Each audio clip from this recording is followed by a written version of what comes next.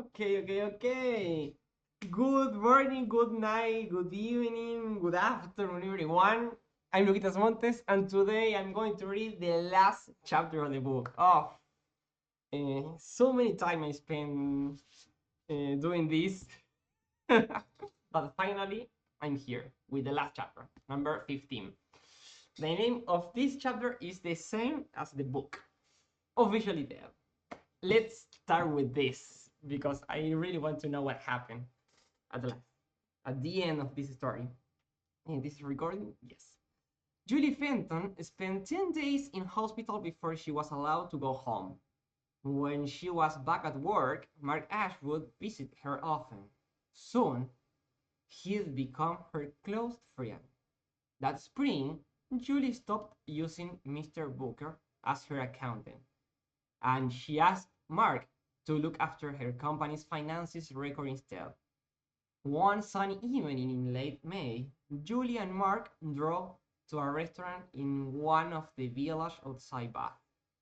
Mark had said that he wanted to take Julie to dinner and talk to her about the future of DJF software solution. I've been thinking about your problem with Jackmans, Mark said. Tell me where we went wrong, Julie said, sipping a glass of cold white wine.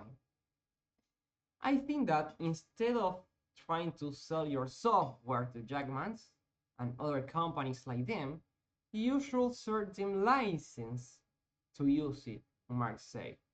You could sell licenses to use the software for a period of time, perhaps a year.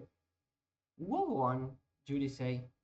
Well, first, it's cheaper for a client, Mark continued. They get the full use of the product for a year for much less than the cost of buying it. Second, if you update the product, if you make improvements to it, the license will allow the client to have the new version free. They will always have the latest software. That's great for the client, but what about my company? Julie asked. The advantage for you is client loyalty, Mark replied. When a client's license period ends, they won't have to buy new software. They will just have to buy a new license.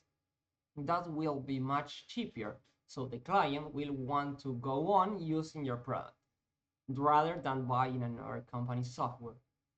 So the client gets regular updates and you get loyalty. And when you do produce a completely new product, you can sell it to your existing clients at a discount. It's good for both of you. Julie looked truthful. She sipped her wine again.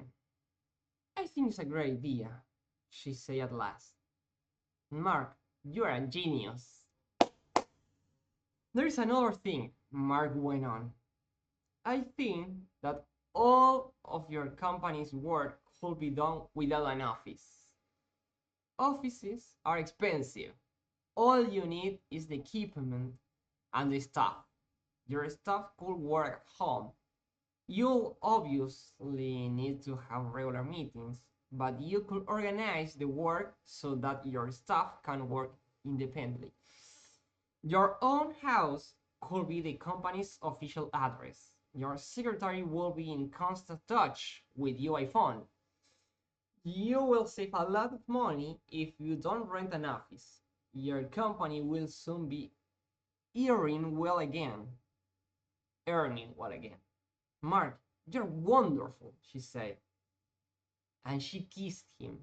I knew that this was going to happen. Later in the year, Mark sold his house in Stratford and he moved to Bath. He became the financial director of CJF Software Solution. By the end of the year, Julie and Mark knew that they were in love. Julie sold her house and she went to live with Mark. Mark trying to get Julie interested in rock climbing. At first, she didn't think she was going to like the sport. But one day, a few years after their first meeting, She was holding on to a steep rock fence with the sea far below her, above her head. Mark was standing on a ledge, holding her rope. "Come on up," he shouted. "You're doing wonderfully." Julie looked down at the sea and quickly closed her eyes. But she knew that the rope was keeping her safe. As she moved slowly onwards up the rock face, she thought, "What am I doing here? How my life has changed! But I'm happier than I've been for years."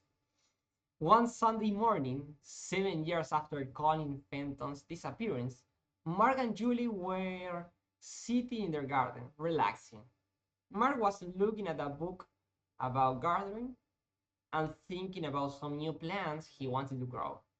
Julie was sitting next to him, reading a newspaper. Everything was very quiet. Suddenly, tears came into Julie's eyes. A moment later, they were running down her cheeks. She got up quickly, leaving the paper on her chair, and walked away across the grass to the end of the garden. Mark looked up at Julie. Her saw her drying her eyes with a handkerchief. He wondered what had made her sad. Then he noticed a photograph in the newspaper on her chair, and he knew the answer. The photo showed two people, John and Linda Bentley. Then Mark saw the headline above it: "British couple arrested for jewelry robbery after 7 years." Under the photograph, Mark read the story. A British couple were arrested in Spain last week in connection with crimes that took place 7 years ago. They are accused of robbery and attempted murder.